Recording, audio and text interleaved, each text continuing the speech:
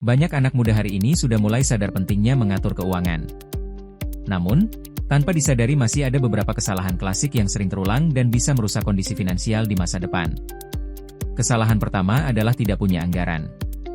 Banyak yang merasa gaji cukup asal bisa memenuhi kebutuhan bulanan, padahal tanpa rencana pengeluaran yang jelas, uang sering habis begitu saja tanpa bekas.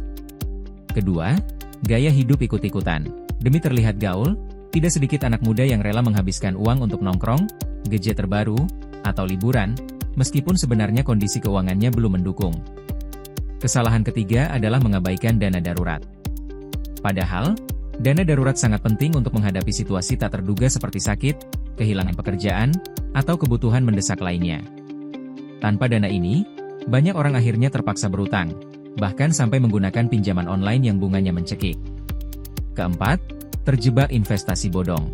Tawaran keuntungan cepat dan besar seringkali menggoda, tapi banyak anak muda tidak memeriksa legalitas atau risiko investasinya. Akibatnya, bukan untung yang didapat, melainkan kerugian besar. Dan kesalahan kelima yang tak kalah sering terjadi adalah tidak mencatat pengeluaran. Meskipun terdengar sepele, mencatat arus masuk dan keluar uang bisa membuat kita lebih sadar kemana saja uang habis. Tanpa pencatatan, biasanya kita hanya bisa bertanya-tanya, kok uang sudah habis padahal baru tanggal muda?